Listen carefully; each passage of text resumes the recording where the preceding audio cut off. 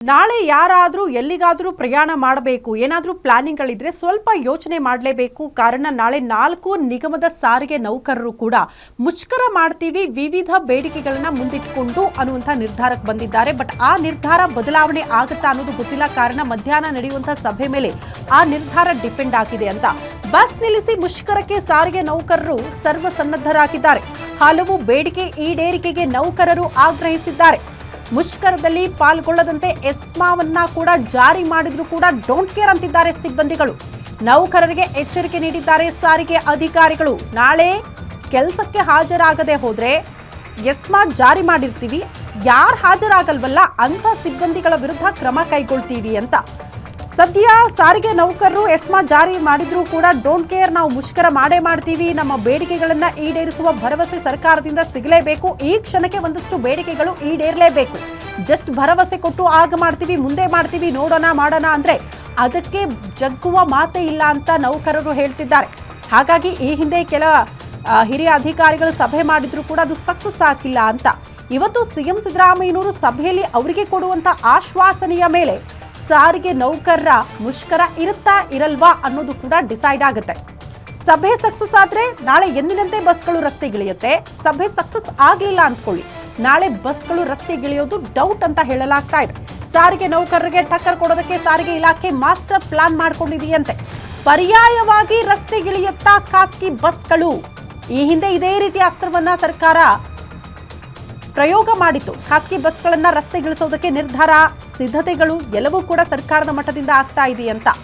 ಸರ್ಕಾರದ ಮುಖ್ಯ ಕಾರ್ಯದರ್ಶಿಗೆ ಸಾರಿಗೆ ಇಲಾಖೆ ಪತ್ರ ಬರೆದಿದೆ ಅನ್ನೋದ್ರ ಬಗ್ಗೆ ಮಾಹಿತಿ ಸಿಗ್ತಾ ಇದೆ. ಜನರಿಗೆ, ಶಾಲಾ ಮಕ್ಕಳಿಗೆ ತೊಂದರೆ ಆಗಬಾರದು, ಆ ನಿಟ್ಟಿನಲ್ಲಿ ಕ್ರಮ ಕೈಗೊಳ್ಳೋದಕ್ಕೆ ಸಾರಿಗೆ ಇಲಾಖೆ ಮುಂದಾಗ್ತಾ ಇದೆ. ನಾಳೆಯಿಂದ ಐಟಿ ನೌಕರರಿಗೆ ವರ್ಕ್ ಫ್ರಮ್ ಹೋಮ್. ಎಲ್ಲಿ ತನಕ ಅಂದ್ರೆ ಇವರು ಮುಷ್ಕರ ಕೈ ಬಿಡೋ ತನಕ.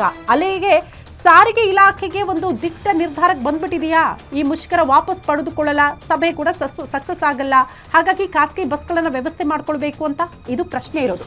ಈ ಬಗ್ಗೆ ಮತ್ತಷ್ಟು ಡೀಟೇಲ್ಸ್ ಅನ್ನ ಪಡ್ಕೊಳ್ಳೋಣ. ನಮ್ಮ ಪ್ರತಿನಿಧಿ ಚರಣ್ ದೂರವಾಣಿ ಸಂಪರ್ಕದಲ್ಲಿದ್ದಾರೆ. ಚರಣ್, ಈಗ ನಾಳೆ ಸಾರಿಗೆ ಬಸ್ ಇರುತ್ತಾ ಇರಲ್ವಾ ಅನ್ನೋದು ಪ್ರಶ್ನೆ. ಇವತ್ತು ನಡೆಯುವಂತ ಸಭೆಯಿಂದ ಏನ್ ನಿರೀಕ್ಷೆ ಮಾಡಬಹುದು?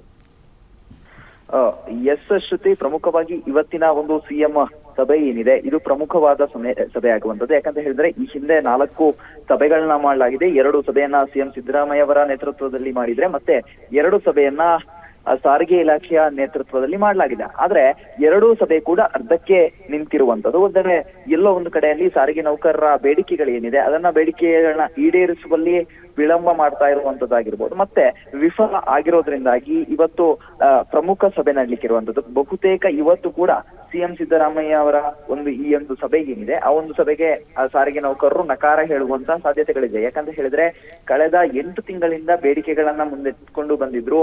ಅದಾದ ಬಳಿಕ ಅನೇಕ ಬಾರಿ ಪ್ರತಿಭಟನೆಗಳಿಗೆ ಕರೆಯನ್ನ ನೀಡಿದ್ರು. 6 ತಿಂಗಳ ಹಿಂದೆಯೇ ಈ ಒಂದು ಮುಷ್ಕರಕ್ಕೆ ಕರೆಯನ್ನ ನೀಡಿದ್ರು.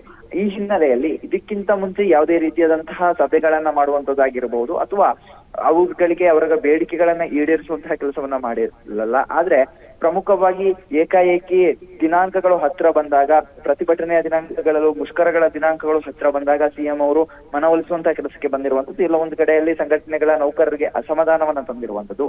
ಈ ಹಿನ್ನೆಲೆಯಲ್ಲಿ ಬಹುತೇಕ ಇವತ್ತು ಕೂಡ ಸಿಎಂ ನೇತೃತ್ವದ ಸಭೆ ವಿಫಲ ಆಗುವಂತಹ ಸಾಧ್ಯತೆಗಳು ಕಾಣ್ತಾ ಇದೆ.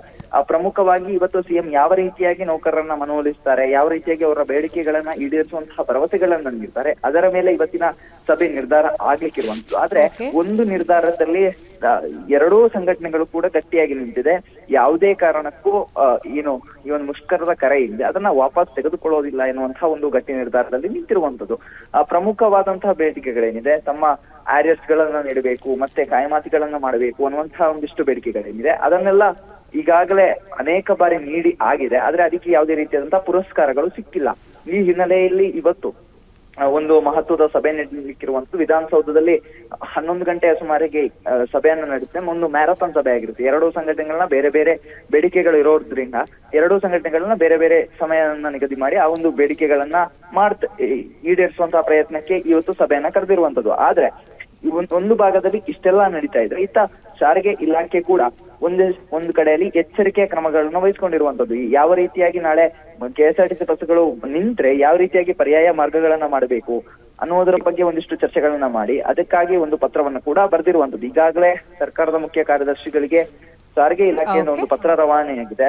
ವರ್ಕ್ ಫ್ರಮ್ ಹೋಮ್ ನೀಡುವಂತದ್ದು ಮತ್ತೆ ಖಾಸಗಿ ಬಸ್ಗಳನ್ನ ಅಳವಡಿಸುವುದರ ಬಗ್ಗೆ ಕೂಡ ಒಂದಿಷ್ಟು ಪತ್ರಗಳನ್ನ ಅಲ್ಲಿಗೆ ಚರಣ್ ಫುಲ್ಲಿ ಪ್ರಿಪೇರ್ಡ್ ಆಗ್ತಾ ಇದೆ ಸಾರಿಗೆ ಇಲಾಖೆ ಅಂತ ನಾಳಿನ ಮುಷ್ಕರಕ್ಕೆ. ಧನ್ಯವಾದಗಳು ಚರಣ್. ನಾಳೆ ಹೆಂಗಿರುತ್ತೆ ಪರಿಸ್ಥಿತಿ ಕಾದ್ ನೋಡೋಣ.